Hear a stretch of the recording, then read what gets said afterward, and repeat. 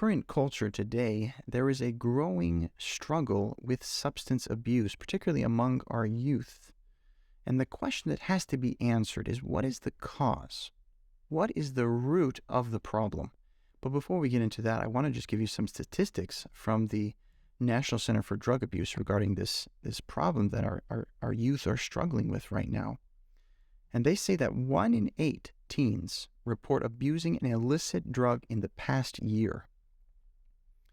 86% of teens know someone who drinks, smokes, or abuses drugs during school.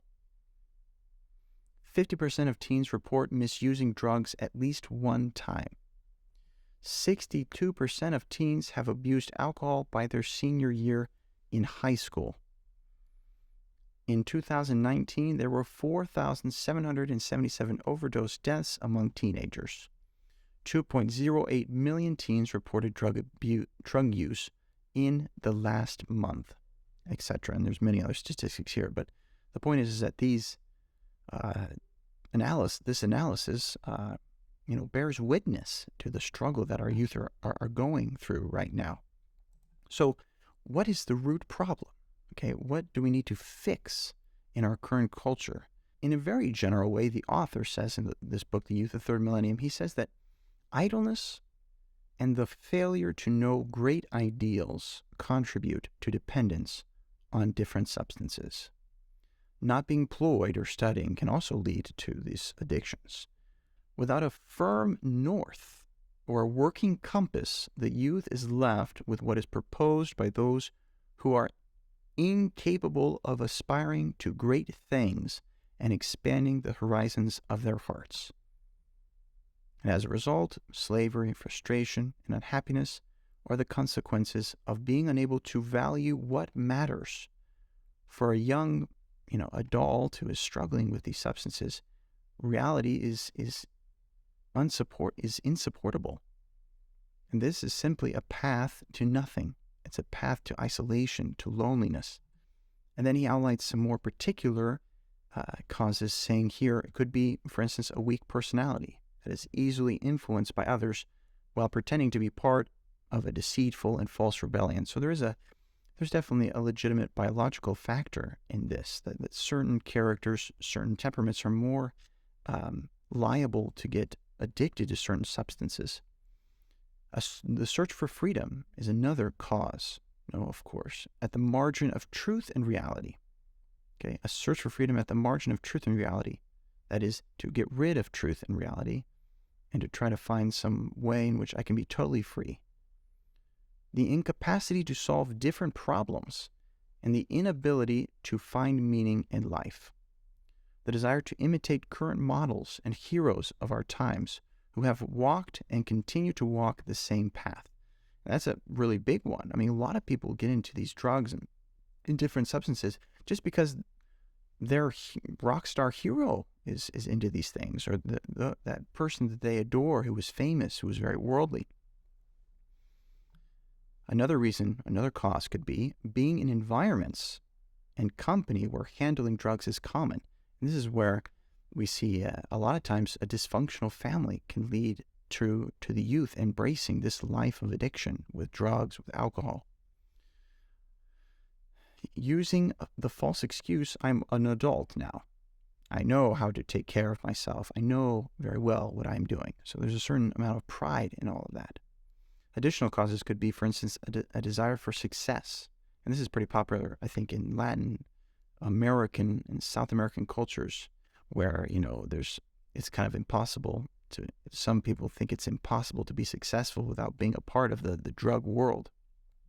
To come out on top, to be considered worldly or experienced, and curiosity to experience something different is another thing that really attracts the youth to different substances, especially like alcohol.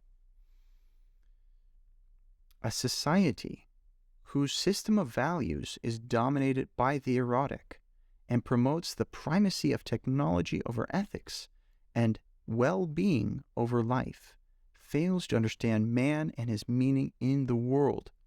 A culture that promotes the value of feeling good, where standard phrases such as if he likes it, if he feels it, It's his life are used incites drug addiction by fostering these anti-values. All subsequent campaigns against drug addiction are band-aids that may alleviate pain, but will never be a real cure. St. John Paul II says, and I'll sum everything kind of up with this in terms of causes, he says, this phenomena of this great substance abuse we have in our world is caused by the climate of human and religious skepticism, hedonism, which in the end leads to frustration, to existential emptiness, to the conviction of the insignificance of life itself, degradation, and violence. Sometimes the instability of the family is a cause of drug addiction, but not always. Many families who have tried to educate their children in the best way are innocent victims of this painful phenomena. And St. John Paul II ends saying, we need formation to be able to use freedom positively and to respect persons, allowing for the introduction of the ideals of family, sincere love, brotherly charity and work, behavior in opposition to the common good that threatens one's own health, disturbing the mental balance with terrible consequences for self and others, cannot be morally accepted.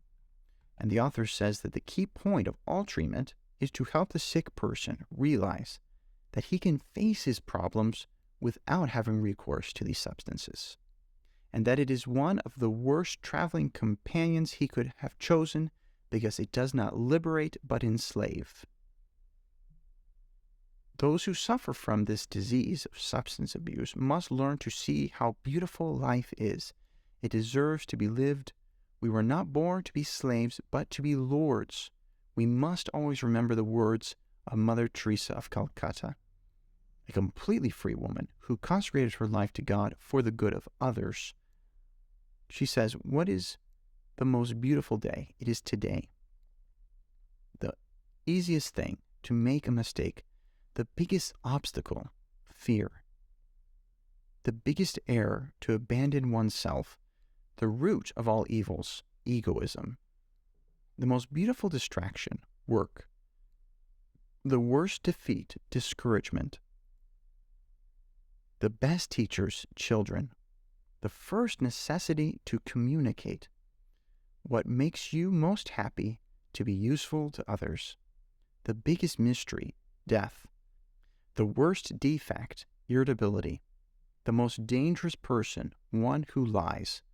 The most malicious feeling, resentment. The most beautiful gift, forgiveness. The most essential thing, home. The fastest way is the correct path. The most pleasing sensation, interior peace. The most effective defense, the smile. The best remedy, optimism. The greatest satisfaction, the fulfilled duty. The most powerful force in the world, faith. The most necessary people, parents. The most beautiful thing of all, love. Love. In the name of Christ, the Church proposes an alternative answer for drug addicts, victims of alcoholism, families and communities suffering because of the weakness of its members. It is the therapy of love. God is love, and whoever lives in love lives in communion with others and God. He who does not love remains in death. Whoever loves savors life and remains in it. That is it. We'll see you next week with another video. God bless.